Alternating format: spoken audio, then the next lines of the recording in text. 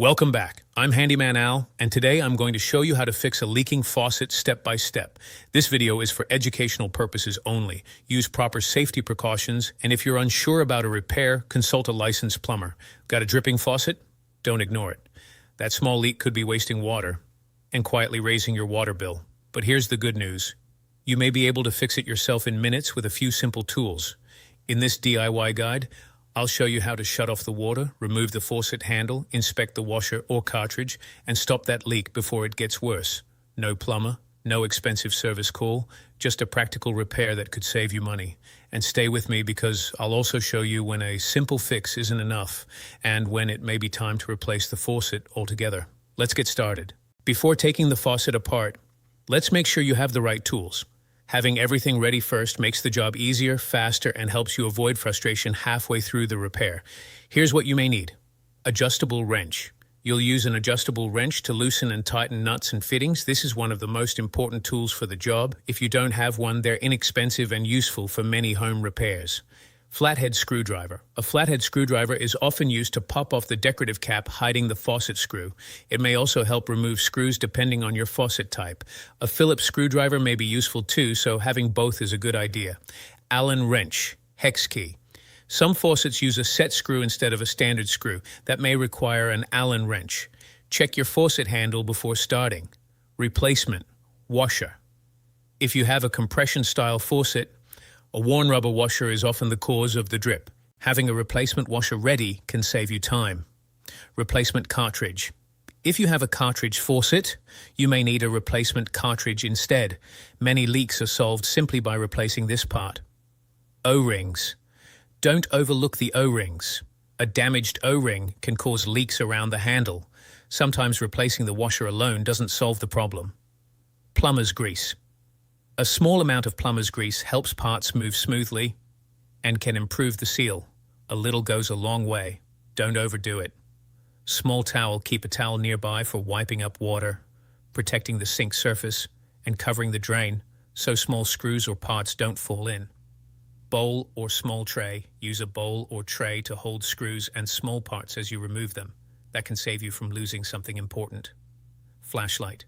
If the area under the sink is dark, a flashlight helps you see shut-off valves, fittings, and connections clearly. Pro tip, before taking anything apart, use your phone and take a picture of the faucet. That gives you a reference for putting everything back together later. Sometimes that one photo can save a lot of guesswork. Quick tool checklist. Before moving on, make sure you have adjustable wrench screwdrivers, Allen wrench if needed, replacement washer or cartridge O-rings, plumber's grease towel bowl, or tray flashlight. Now that your tools are ready, we can move to the repair. First, find out what type of faucet you have. Before fixing anything, you need to know what kind of faucet you're working with. Most leaks come from 4 common faucet types. Compression faucet. This is the older style faucet with separate hot and cold handles. If your faucet drips when shut off, the rubber washer may be worn. This is one of the easiest repairs. Ball faucet. Often found in kitchens. Usually has one handle that moves in different directions. Leaks often come from worn seals or springs. Cartridge faucet. Can have 1 or 2 handles. Leaks often come from a damaged cartridge. Usually replaced, not repaired. Ceramic disc faucet. More modern style. Very durable, but seals can wear. Take a moment and identify what you have before taking anything apart. That alone can save you time and frustration. Step 1. Turn off the water. Before doing anything, shut off the water supply under the sink. You should see 2 valves, one for hot water and one for cold. Turn both clockwise until they stop. Now turn on the faucet to release any remaining water pressure. Put a towel in the sink and plug the drain. That keeps small screws or parts from falling down the drain. Now you're ready to work. Remove the faucet handle. Most faucet handles have a decorative cap hiding a screw. Use a flathead screwdriver to pop off the cap. Remove the screw. Lift off the handle. If it feels stuck, wiggle it gently. Do not force it. Now you should be able to see the internal parts. Use an adjustable wrench to loosen the packing nut. Turn it carefully. Once removed, pull out the faucet stem or cartridge. This is where many leaks start. Set your parts aside in order. That makes reassembly easier. Inspect the washer and O-ring. Look at the rubber washer at the bottom. If it looks cracked, flattened, or worn out, that may be your problem. Also inspect the O-ring. A damaged O-ring can cause leaks around the handle. Replace worn parts. Use an exact match. That matters. Install the new washer or cartridge put in the replacement washer, or if it's a cartridge faucet, install the new cartridge. Use a small amount of plumber's grease to help the parts move smoothly. Do not overdo it. A little goes a long way. Reassemble the faucet. Put the stem back in, tighten the packing nut, reattach the handle, replace the screw, snap the cap back on. Everything should go back in the same order it came out. That's why laying out your parts helps. Turn the water back on. Now slowly reopen the shut-off valves under the sink. Turn them counterclockwise. Bring the water back gradually. Turn on the faucet. Check hot and cold. Watch for drips. Check around the handle. Check under the sink. If there's no leak, congratulations, you did it. If it still leaks, check these 3 things. If it still drips, check these. First, did you use the exact replacement washer? Wrong size, still leaks. Second, did you inspect the O-ring? Many people replace the washer and miss the O-ring. Third, did you over-tighten parts?